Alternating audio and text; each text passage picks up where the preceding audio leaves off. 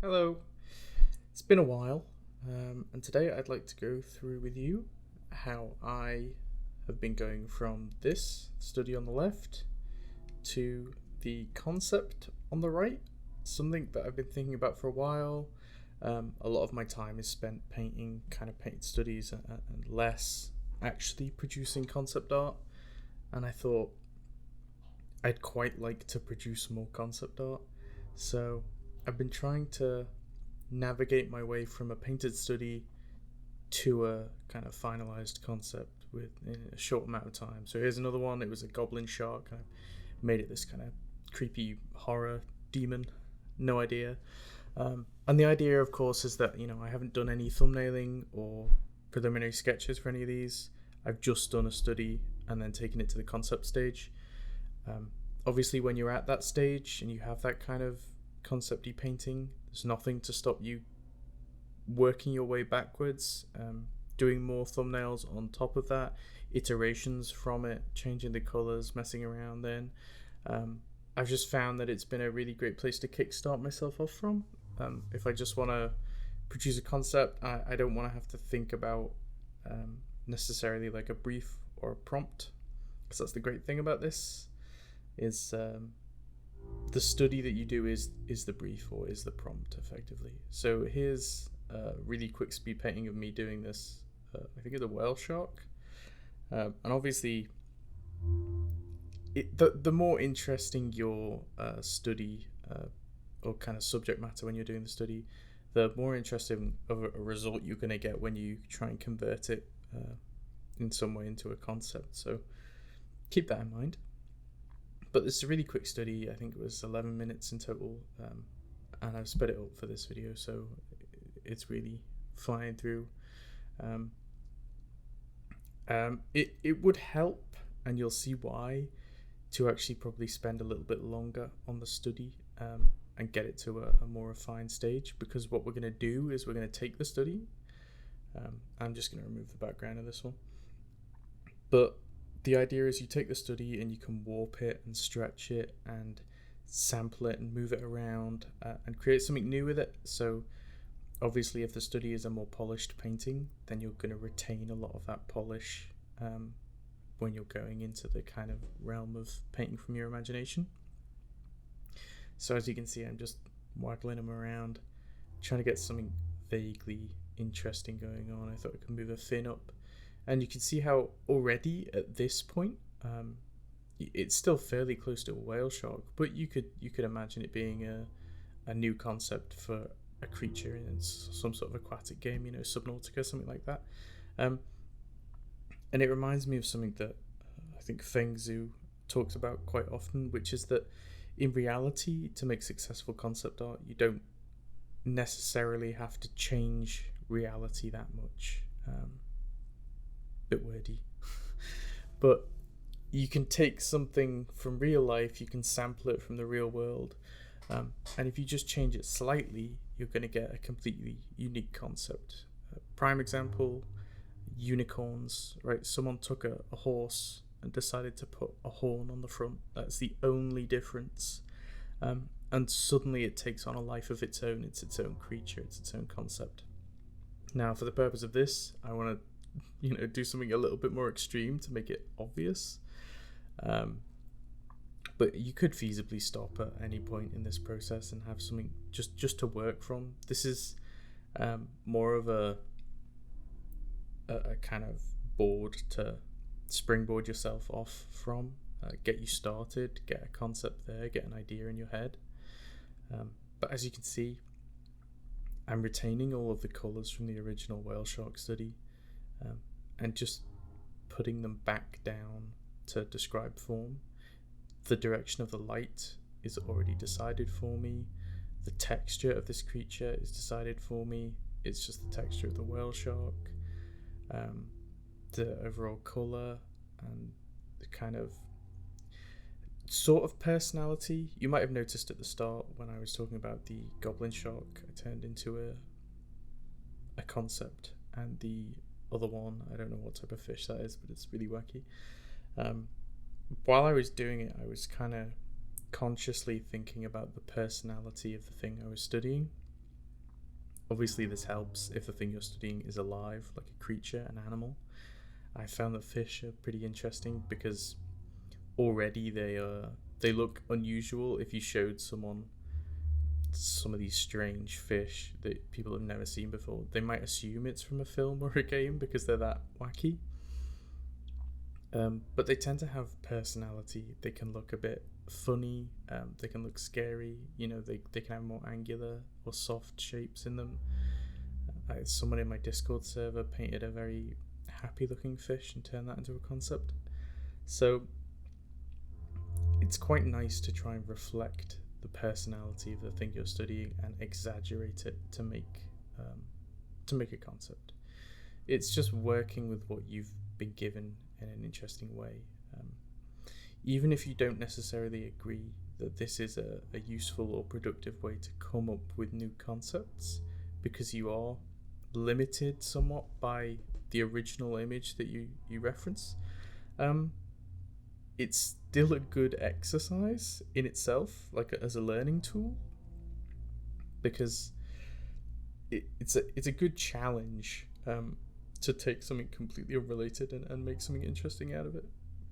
And I'm kind of bringing in my own visual library at points in terms of anatomy, hands. I've drawn a few creepy horror monsters with 1,000 hands, so that's just naturally coming in. You can see I'm making a lot of decisions and undoing things to try and get the anatomy of the creature. Is it going to have a long tail like a serpent? Do I want it to have legs? And I really couldn't decide for a while, so I was just playing around with different ideas. But you shouldn't feel under any pressure to actually produce a polished finished painting.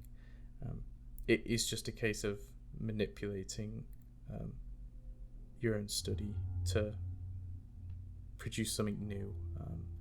It's kind of like thrifting. In theory, I suppose you wouldn't necessarily have to study the image. If you just wanted to go straight to concepting after you found an interesting image, then you could. That's perfectly fine as well.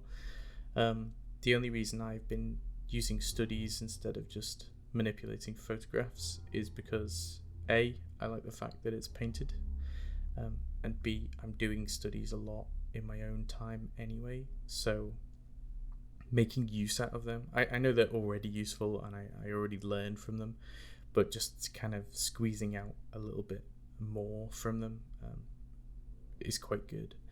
Here I am, adding more and more arms, because there's nothing as creepy as having like 1,000 arms on your creature. Playing with the idea of really thin legs looks a bit wacky, but and then debating making it some sort of weird freakish mermaid creature. I know mermaid is long behind us, but I've been thinking a lot about making horror mermaids, and this seemed like the perfect opportunity to do that. Just adding a random hole in. But as you can see, whenever I'm sampling colours, the reason this is so great, especially for people who maybe don't know how to start a painting, is because all of the colour's there, all of the colour is there, all of the value is there, it's all already in the study. So when you're painting from your imagination and building off this study, you can just sample what's on the screen. Obviously, if you wanted something very specific, you'd have to find the colour yourself. But I thought, how about we have a pronged mermaid tail and their hands as well? But it wasn't working too well for me. I think something about the pressure of recording a video just increases the chance that you're going to mess up massively. Because the first two I did without recording went pretty well, and then as soon as you hit that record button, man. But here we go. In my local museum, there is a giant Japanese spider crab that I remember very vividly from visiting. So I thought, how about we have these giant kind of sinewy crab arms come out of this thing's stomach, and they can grab it, and they can put whatever prey they grab into the giant hoover mouth at the top, just to try and make the design feel a little bit more coherent, like the pieces are going to be working in unison together. But I really do recommend that you try this exercise. It's currently going on in my Discord server. I'll put the link for that in the description of this video. But I would love to see what people come up with. Sometimes in the past I've felt quite guilty of the fact that I come from more of a fine art painting background, and all the people around me were painting really cool concept art, and I was just painted studies. And at that point you sort of begin to question, oh, am I a concept artist? Am I just an illustrator because I like painting pretty images? And you can have a bit of an identity crisis like I did. And this is a really nice happy middle ground where you can bridge that gap. You can do your pretty painted study, and then you can work from it and make a concept quite pleasantly. So I'm very pleased about it. If I hosted some sort of challenge like this on my Discord server, I was thinking about making a video about it, like reviewing people's results. But I do recommend you try it. Just finishing up now, basically polishing. By no means would your concept have to be this polished either. It's just because I finished my work for the day and I wanted to relax and paint something. But even then, I think the total time it took was 40 minutes. So not a massive amount of time to come up with this, that maybe if you had gone through the entire slow thumbnailing process from start to finish, it would have taken you a lot longer to get a similar result.